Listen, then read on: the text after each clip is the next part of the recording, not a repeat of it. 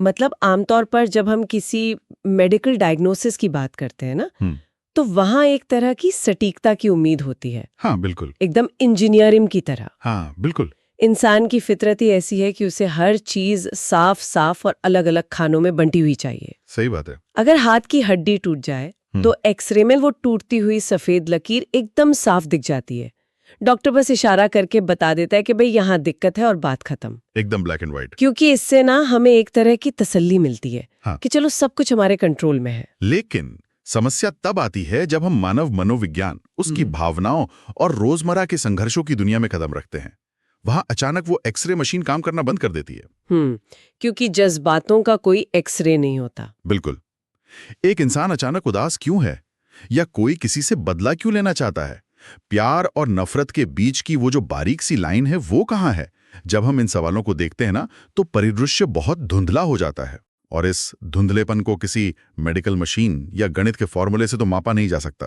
एकदम सही। इंसानी जज्बातों का ये जाल इतना उलझा हुआ है कि इसे समझने के लिए हमें एक बिल्कुल अलग तरह के टूल की जरूरत पड़ती है। और अगर मैं कहूं कि वो टूल कोई नया आधुनिक आविष्कार नहीं है, बल्कि हजारों साल पुराना है, तो ये बिल्कुल सच होगा। तो आज के हमारे इस विस्तृत विश्लेषण में हम उसी टूल को डिकोड करने वाले हैं, जिसे हम आम भाषा में कहानी कहते हैं।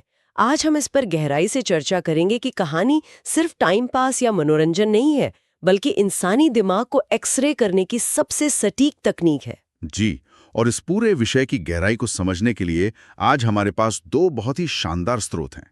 पहला है डॉक्टर प्रताप नारायण टंडन की एक बड़ी क्लासिक रिसर्च बुक, हिंदी कहानी कला। और दूसरा स्रोत है संदीप तोमर का एक बेहद दिलचस्प समकालीन लेख, हिंदी कहानियों के बहाने से। बिल्कुल, ये दोनों ही स्रोत अपने आप में एक पूरा स्पेक्ट्रम कवर करते हैं, जहां डॉक्टर टंडन कहानी के उस वैज्ञानिक ढांचे और उसके ऐतिहासिक डीएनए की बात करते हैं।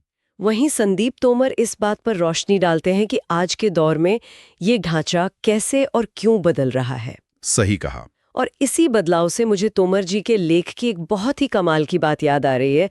उन्होंने एक जगह लिखा है कि अगर आज किसी से कहा जाए कि हिंदी साहित्य की 10 सर्वश्रेष्ठ कहानियों की लिस्ट बनाइए, तो ये लगभग असंभव काम होगा। हाँ, आप उनका क्रम तय ही नहीं कर सकते हैं। बिल्कुल। और इसका कारण ये है कि पुराने दौर से लेकर आज के आधुनिक दौर तक कहानी कहने का तरीका, उसका प्लॉट, उसकी पूरी वास्तुकला इतनी बदल चुकी है कि आप दो अलग-अलग युगों की कहानियों को एक ही पैमाने पर तौल ही नहीं सकते। अब देखिए, बात सिर्फ इतनी नहीं है कि कहानियों के विषय बदल गए हैं। दरअसल इंसान की चेतना बदली है, और इस बदलाव को समझने के लिए हमें थोड़ा पीछे जाना होगा। हम आज की इस मनोवैज्ञानिक कहानी तक ऐसे ही रातों रात नहीं पहुंच गए। तो इसकी शुरुआत कहाँ से हुई? इसकी जड़ें मानव स्वभाव की एक नैसर्गिक आवश्यकता यानी एक नेचुरल अर्ज में बहुत गहराई तक धंसी हुई हैं। जब इंसानों ने सभ्यताओं का निर्माण शुरू किया, तब कहानी महज शौक नहीं थी। ये उनके सर्वाइवल और ज्ञान को अगली पीढ़ी तक पहुंचाने का मुख्य साधन थी। रुकिए, तो क्या हम ये कह सकते हैं कि जब आदि मानव आग के चारों तरफ बैठकर दिन भर के शिकार का हाल सुना रहे थे, वहीं से कहानी शुरू हो गई थी? एक तरह से हाँ। लेकिन अगर हम इसे थोड़ा और ठोस ऐतिहासिक जमीन पर रखकर देखें, खासकर भारत के संदर्भ में, तो इसके सबसे पहले लिखित प्रमाण हमें कहाँ मिलते हैं? अगर हम लिखित और संरक्षित इतिहास की बात करें ना, तो इसके सबसे शुरुआती सूत्र हमें 2500 ईसा पूर्व के वैदिक साहित्य में मिलते हैं। ऋग्वेद में कई संवाद सूक्त मौजूद हैं। संवाद सूक्त? हाँ, अब इसे ऐसे समझिए, संवाद का मतलब है दो लोगों के बीच की बातचीत, और सूक्त का मतलब है अच्छी तरह से कही गई बात। ये छोटे छोटे वार्तालाप दरअसल कहानियों के ही माइक्रो फॉर्मेट्स थे। अच्छा, तो वहीं से बीज पड़े। बिल्कुल। और इसके बाद हम उपनिषदों के दौर में आते हैं, जहां कहानी का इस्तेमाल एक बहुत ही जटिल काम के लिए किया गया, जीवन के दर्शन को समझाने के लिए। दर्शन यानी फिलॉसफी? पर फिलॉसफी तो अक्सर बहुत भारी और नीरस विषय माना जाता है। तो क्या उन्होंने फिलॉसफी को आम लोगों तक पहुंचाने के लिए कहानी को एक शुगर कोटिंग की तरह इस्तेमाल किया? अरे, आप इसे एक परफेक्ट मेटाफर कह सकती हैं। कठोपनिषद का ही उदाहरण ले लीजिए। हाँ, उसमें नचिकेता की कथा है ना? बिल्कुल। नचिकेता कोई ऐसा वैसा सवाल नहीं करता, वो सीधे मृत्यु के देवता यमराज के पास पहुंच जाता है और उनसे जीवन और मृत्यु के रहस्य पूछता है। क्या बात है। इसी तरह छांदोग्य उपनिषद में सत्यकाम की कथा है। ये कोई जादुई किस्से नहीं थे, बल्कि इंसान के अस्तित्व की शंकाओं को कहानी का रूप देकर उनके जवाब ढूंढने की कोशिशें थी। ये वाकई बहुत दिलचस्प है कि कैसे सबसे गहरे डर और सवालों को कहानी के जरिए अप्रोच किया गया। और मुझे लगता है कि इसी शुगर कोटिंग वाली कला को बौद्ध साहित्य ने एक अलग ही मुकाम पर पहुंचा दिया। मैंने स्रोतों में जातक कथाओं का जिक्र पढ़ा था। हाँ, जातक कथाएं ये गौतम बुद्ध के 547 पूर्व जन्मों की कहानियां हैं। 547? बाप रे। हाँ, और इनकी खासियत यह है कि इनमें इंसानी जीवन का शायद ही कोई ऐसा पहलू छूटा हो, चाहे वो लालच हो, दया हो, क्रोध हो या बलिदान। बिल्कुल। लेकिन अगर हम ज्ञान को कहानी में पिरोने के सबसे बड़े और सबसे सफल प्रोजेक्ट की बात करें तो वो बिना किसी शक के पंचतंत्र है। पंचतंत्र? अरे इसके बनने की कहानी तो खुद में ही एक थ्रिलर है। एकदम। स्रोतों के मुताबिक राजा अमर शक्ति के 3 बेटे थे जो पढ़ाई लिखाई में बिल्कुल जीरो थे, उद्दंड थे। राजा परेशान थे कि ये राज्य कैसे संभालेंगे। हाँ, तब विष्णु शर्मा नाम के एक विद्वान ने चैलेंज लिया कि वो इन मूर्ख राजकुमारों को सिर्फ 6 महीने के अंदर राजनीति, कूटनीति और व्यवहारिक ज्ञान सिखा देंगे। और सोचने वाली बात यह है कि विष्णु शर्मा ने उन्हें किसी क्लासरूम में बिठाकर कोई भारी भरकम लेक्चर नहीं दिया। तो उन्होंने क्या किया? उन्होंने जानवरों और पक्षियों जैसे शेर, सियार, कौवे, कछुए इनके माध्यम से कहानियां बुनी। इन जानवरों के जरिए उन्होंने बता दिया कि दुश्मन को कैसे पहचानें, दोस्त कैसे बनाएं और मुश्किल वक्त में दिमाग का इस्तेमाल कैसे करें। अगर मैं इसे आज की टेक्नोलॉजी की भाषा में देखूं तो मुझे पंचतंत्र प्राचीन काल के एक वायरल ओपन सोर्स सॉफ्टवेयर की तरह लगता है। Open source software? वो कैसे? मतलब जैसे आज अगर कोई बहुत बढ़िया सॉफ्टवेयर कोड इंटरनेट पर ओपन सोर्स कर दिया जाए तो दुनिया भर के डेवलपर्स उसे डाउनलोड करते हैं। सही कह रही है। फिर कोई उसमें अपने हिसाब से नया इंटरफेस लगा देता है, कोई नई फीचर्स जोड़ देता है, लेकिन पीछे का जो मेन सोर्स कोड है वो वही रहता है। पंचतंत्र के साथ बिल्कुल यही हुआ। अरे वाह, क्या बात है। दुनिया भर की संस्कृतियों ने इस भारतीय सोर्स कोड को लिया और उसमें अपने अपने स्थानीय जानवरों और रीति रिवाजों का यूजर इंटरफेस लगा दिया। ये तुलना सिर्फ अच्छी नहीं है बल्कि ऐतिहासिक रूप से एकदम सटीक है। पंचतंत्र के इस ओपन सोर्स होने का सफर इतना ड्रामेटिक है कि हॉलीवुड इस पर एक पूरी फिल्म बना सकता है। सच में? हाँ, 570 ईस्वी के आसपास की बात है। ईरान में बादशाह खुसरो का राज था। उनका एक बहुत ही काबिल राजवैद था जिसका नाम था बुर्जुए। अच्छा। बुर्जुए ने किसी पुरानी किताब में पढ़ लिया कि भारत के एक ऊंचे पर्वत पर एक खास तरह की संजीवनी बूटी मिलती है। संजीवनी बूटी जैसे रामायण में थी? हाँ, कुछ वैसे ही। मान्यता थी कि अगर उस बूटी को मुर्दे पर रगड़ दिया जाए तो मुर्दा भी जिंदा होकर खड़ा हो जाता है। तो क्या वो सच में एक डॉक्टर की तरह कोई जादुई जड़ी बूटी ढूंढने भारत आ गया था? बिल्कुल। वो ईरान से भारत आया, महीनों तक पहाड़ों की खाक छानी, जड़ी बूटियां खोजी, लेकिन कोई मुर्दा जिंदा नहीं हुआ। जाहिर सी बात है। वो हताश होकर वापस लौटने ही वाला था कि उसकी मुलाकात एक भारतीय विद्वान से हुई। फिर क्या हुआ? जब बुर्जुए ने अपनी परेशानी बताई तो उस विद्वान ने मुस्कुराकर कहा कि आपने उस किताब का शाब्दिक अर्थ निकाल लिया। दरअसल वो पर्वत किसी पहाड़ का नहीं बल्कि एक विद्वान व्यक्ति का प्रतीक है। ओहो। और वो संजीवनी बूटी कोई पौधा नहीं बल्कि ज्ञान है। मतलब मुर्दे के जिंदा होने का अर्थ था एक मूर्ख इंसान के अंदर ज्ञान का प्रकाश होना। बिल्कुल सही। विद्वान ने बताया कि वो असली संजीवनी बूटी पंचतंत्र नामक ग्रंथ है, जिसे पढ़कर एक मूर्ख और मृत समान बुद्धि वाला इंसान भी मानो नया जीवन पा लेता है। क्या मेटाफर है। बुर्जुए की आंखें खुल गईं। वो उस ग्रंथ को अपने साथ ले गया और पहलवी भाषा में कटक दमनक के नाम से उसका अनुवाद किया। ये तो कमाल का टर्निंग पॉइंट है। और स्रोतों से पता चलता है कि ये यात्रा यहीं नहीं रुकी। इसके बाद पहलवी से ये अरबी भाषा में कलील का दिमना के नाम से अनुदित हुआ। बिल्कुल। फिर धीरे धीरे जापानी साहित्य के गेंजी मोनोगातारी, अरबी के अलिफ लैला और यहाँ तक कि फ्रेंच और रूसी परियों की कहानियों तक में इस भारतीय ढांचे का प्रभाव दिखा। पूरी दुनिया में फैल गया है। लेकिन मेरे दिमाग में यहाँ एक बड़ा सवाल है। मतलब इंटरनेट नहीं था, प्रिंटिंग प्रेस नहीं था, फिर भी ये सोर्स कोड इतना वायरल कैसे हो गया? क्या चीज थी जिसने इसे हर संस्कृति के लिए इतना प्रासंगिक बना दिया? इसका जवाब इस बात में छुपा है कि विष्णु शर्मा ने कहानियों का जो ढांचा तैयार किया वो किसी खास धर्म या देश पर आधारित नहीं था, बल्कि वो इंसानी मनोविज्ञान पर आधारित था। Human psychology. इंसान चाहे भारत में हो, ईरान में हो या रूस में, उसका डर, लालच, सत्ता की चाहत, दोस्त से मिला धोखा, ये सारी भावनाएं पूरी दुनिया में एक जैसी ही काम करती हैं। सही बात है। इंसान की साइकोलॉजी एक यूनिवर्सल ऑपरेटिंग सिस्टम है। पंचतंत्र ने उसी सिस्टम को हिट किया। समझ गई। तो जब ये विधा पूरी दुनिया में फैल गई और साहित्यकारों ने इसकी ताकत को पहचान लिया, तो जाहिर है कि उन्होंने इसे एक साइंस की तरह परिभाषित भी करना शुरू किया होगा। इसके नियम कानून बनने लगे होंगे। जी हाँ, और ये परिभाषित करने का दौर भी बहुत रोचक रहा है। अगर हम भारत के प्राचीन संस्कृत विद्वानों की बात करें तो 6ठी शताब्दी में भामा, दंडी और बाद में विश्वनाथ जैसे आचार्यों ने गद्य साहित्य को मुख्य रूप से 2 हिस्सों में बांटा, कथा और आख्यायिका। इन दोनों में बुनियादी फर्क क्या था? सुनने में तो दोनों ही कहानी लगते हैं। फर्क बहुत गहरा था। आख्यायिका को आप आज के समय के हिसाब से डॉक्यूमेंट्री ड्रामा या बायोपिक समझ सकती हैं। अच्छा, मतलब जो असल जिंदगी पर आधारित हो। हाँ, इसमें ऐतिहासिक सत्यता होती थी, राजाओं या महापुरुषों के असली जीवन की घटनाएं होती थीं। दूसरी तरफ कथा थी जिसमें इतिहास का कोई बंधन नहीं था। मतलब पूरी तरह से फिक्शन। बिल्कुल, ये पूरी तरह से लेखक की कल्पना की उड़ान थी। इसमें गप और फैंटेसी के लिए पूरी जगह थी। लेकिन जब हम आधुनिक पश्चिमी परिभाषाओं की तरफ जाते हैं ना, तो ऐसा लगता है कि वे कल्पना से ज्यादा गणित और समय सीमा पर फोकस कर रहे थे। वो कैसे? महान अमेरिकी लेखक एडगर एलन पो ने कहा कि कहानी वो है जो 1 या 2 घंटे की एक ही बैठक में पढ़ी जा सके, यानी सिंगल सिटिंग में। वहीं मशहूर ब्रिटिश लेखक H.G. वेल्स ने तो इसे और भी सिकोड़ दिया। उनका कहना था कि कहानी वो है जो सिर्फ 20 मिनट में पढ़ी जा सके। सिर्फ 20 मिनट? हाँ, लेकिन सच कहूं तो मुझे ये बात पच नहीं रही है। क्या इस तरह घड़ी देखकर कहानी लिखी जा सकती है? मतलब क्या 20 मिनट की पाबंदी लेखक की रचनात्मकता का दम नहीं घोट देगी? कैरेक्टर कैसे डेवलप होगा 20 मिनट में? आपका सवाल बहुत लाजमी है और पहली नजर में ये एक पाबंदी ही लगती है। लेकिन एडगर एलन पो का मकसद समय की पाबंदी लगाना नहीं था। तो फिर क्या था? दरअसल वो एक खास प्रभाव पैदा करना चाहते थे, जिसे उन्होंने एकल प्रभाव या सिंगल इफेक्ट का नाम दिया। इसे आप एक प्रेशर कुकर के मेटाफर से समझ सकते हैं। Pressure cooker?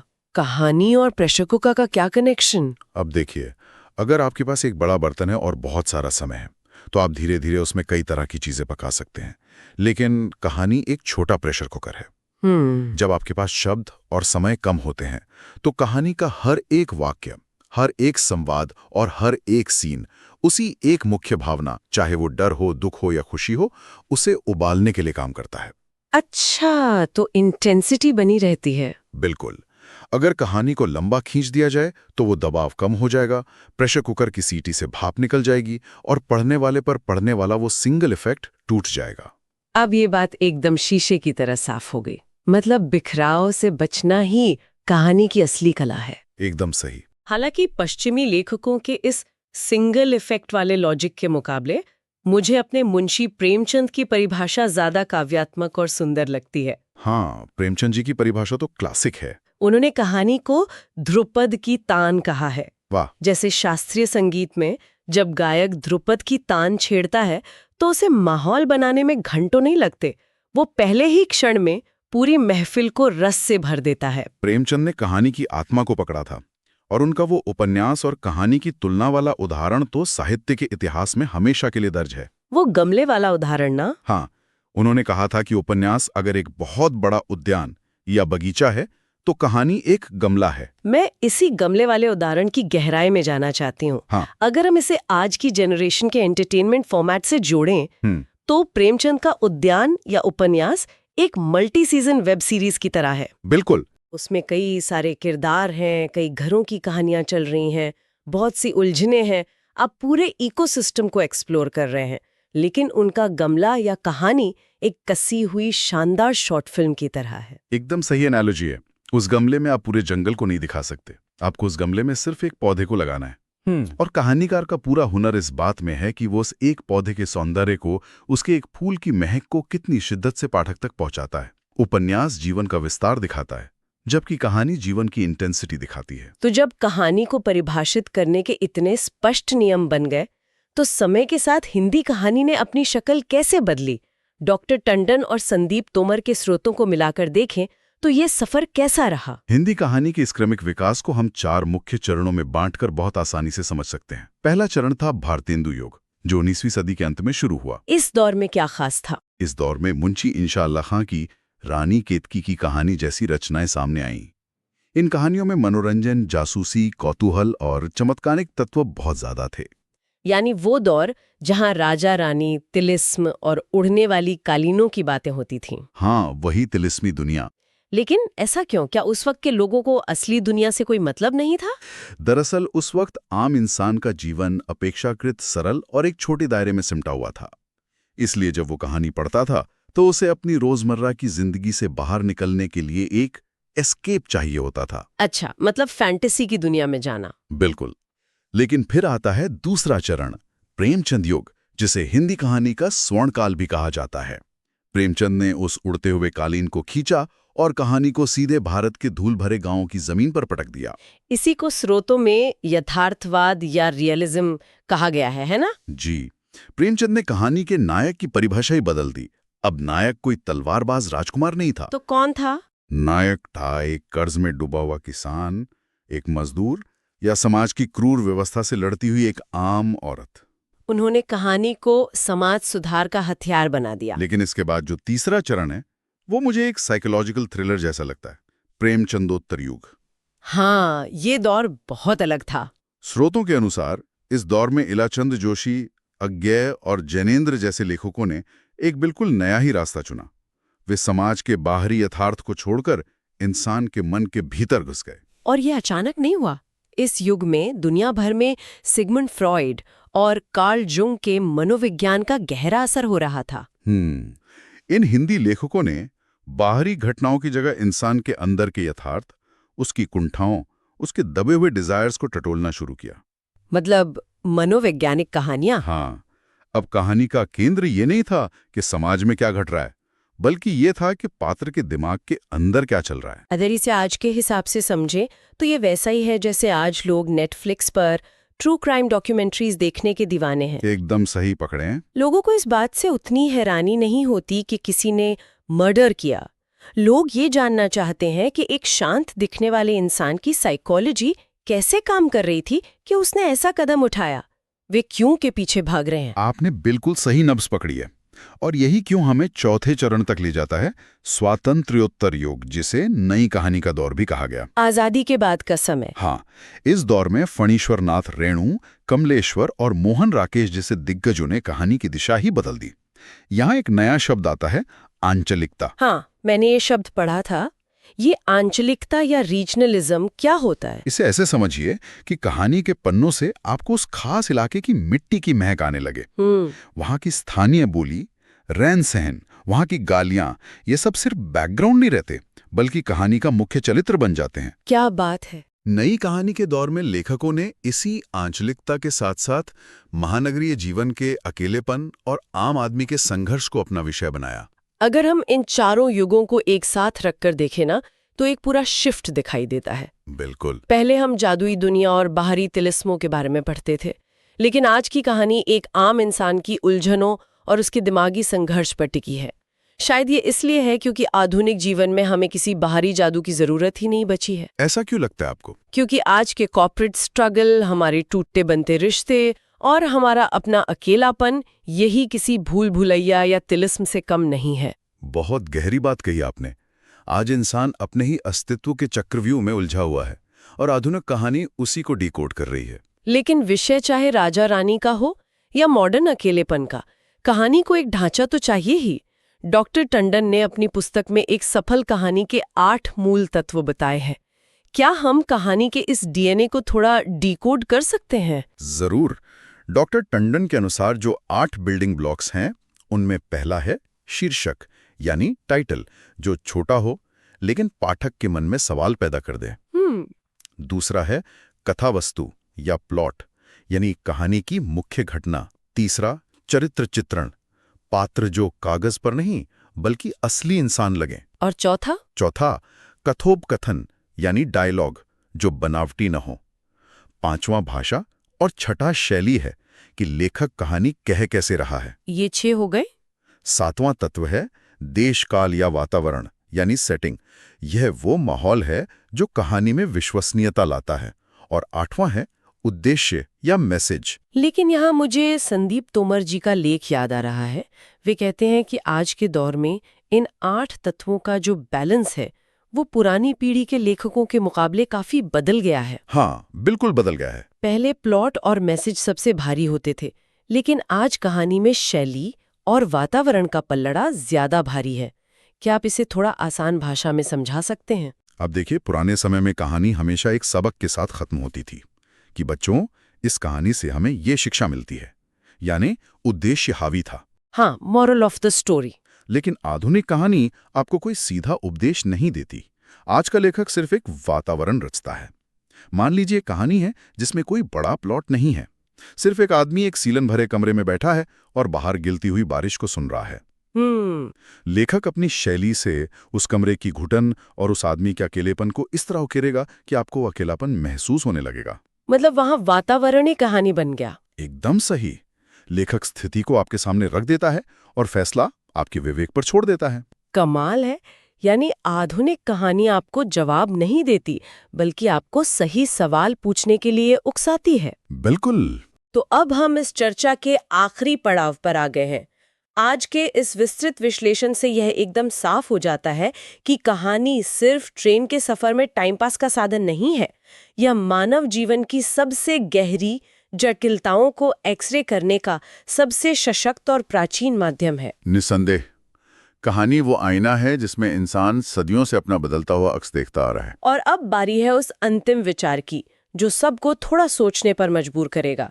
आज हमने बात की कि कैसे कहानियों का जन्म ऋग्वेद के छोटे छोटे संवाद सूक्तों से हुआ था, एकदम संक्षिप्त माइक्रो फॉर्मेट्स। हाँ। फिर वे महाकाव्यों, उपन्यासों और लंबी कहानियों में बदले। लेकिन आज के इस डिजिटल युग में जरा नजर दौड़ाइए। सोशल मीडिया और तकनीक ने इंसान के अटेंशन स्पैन को बहुत कम कर दिया है। ये तो आज के समय की सबसे बड़ी सच्चाई है। तो सवाल ये उठता है कि क्या भविष्य में कहानी का स्वरूप एक बार फिर से उन हजारों साल पुराने संक्षिप्त सूत्रों में लौट जाएगा? ये बहुत बड़ा सवाल है। आज हम माइक्रो फिक्शन, ट्विटर थ्रेड्स और 30 सेकंड के रील फॉर्मेट की दुनिया में जी रहे हैं, जहां 50 शब्दों में पूरी कहानी कह दी जाती है। तो क्या हम कहानी कहने के विकास चक्र में वापस वहीं पहुंच रहे हैं जहां से हमने शुरुआत की थी? क्या ये एक फुल सर्कल बन रहा है? ये साहित्य और मानव मनोविज्ञान के भविष्य को लेकर एक बेहद गहरा और बेचैन करने वाला सवाल है। ये एक ऐसा सवाल है जिस पर हर उस इंसान को सोचना चाहिए जो कहानी पढ़ता है या महसूस करता है। और अगर हम वापस उसी एक्सरे मशीन वाली बात पर आएं जिससे हमने शुरुआत की थी, तो इंसानी दिमाग की उलझी हुई तस्वीरों को पढ़ने के लिए कोई आधुनिक मशीन काम नहीं आएगी। उस धुंधलेपन को पढ़ने वाला इकलौता एक्सरे हमारी कहानियां ही हैं। इस गहराई से की गई चर्चा में आज बस इतना ही। फिर मिलेंगे एक और दिलचस्प विषय के साथ।